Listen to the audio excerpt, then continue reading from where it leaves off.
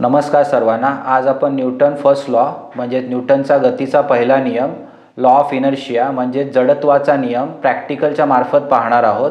तर त्यासाठी आपल्याला एक ग्लास लागेल, दुसरा म्हणजे एक पुठ्ठा आणि तिसरा म्हणजे एक 5 रुपयाचं कॉइन। ओके, तर आपल्याला हा पुठ्ठा ह्या ग्लासावर अशा पद्धतीने ठेवायचा आहे आणि त्यावर हे कॉइन ठेवायचं आहे, बरोबर। आता ह्यानंतर आपल्याला काय करायचं आहे की ह्या पुठ्ठ्याला जोराने एक धक्का द्यायचा आहे। त्यानंतर आपण बघूया काय होतं ते।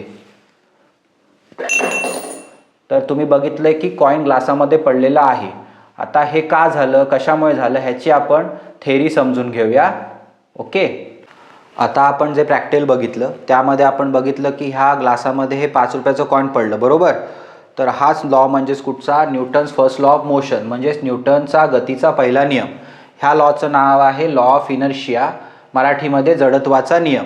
तर आपण त्याची आधी स्टेटमेंट बघूया। स्टेटमेंट अशी आहे, an object at rest stay at rest and an object in motion stay in motion unless acted upon by an external force. Okay, आणि मराठीमध्ये आपण कसं बघूया, कोणत्याही वस्तूवर बाह्य बल लागू न केल्यास ती वस्तू त्याचा विश्राम अवस्थेत किंवा सरळ रेषेत एक समान गती अवस्थेत राहते।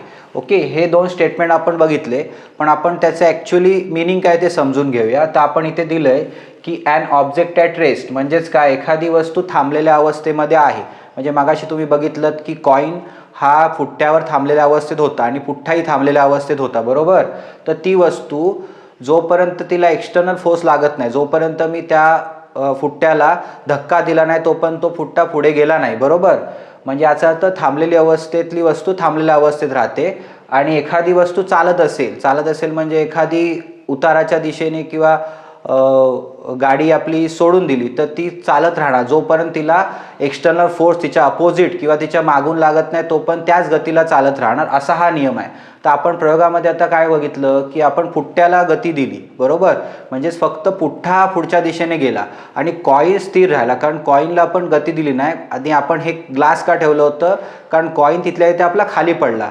याचा अर्थ कॉइन हा मोशनमध्ये नव्हता किंवा चलत्या रेषेमध्ये नव्हता, तो तिथल्या इथे खाली पडला आणि आपला पुठ्ठा पुढे गेला, कारण आपण पुठ्ठ्याला गती दिली। कारण स्थिर अवस्थेतला पुठ्ठा पुढे गेला आणि स्थिर अवस्थेतला कॉइन हा स्थिरच राहिला। अशा प्रकारे आपण न्यूटनचा हा पहिला नियम प्रूव्ह केलेला आहे। ओके, तुम्ही हा प्रयोग स्वतःही करून पाहावा घरी आणि त्याचे ऑब्झर्वेशन स्वतः घ्यावेत।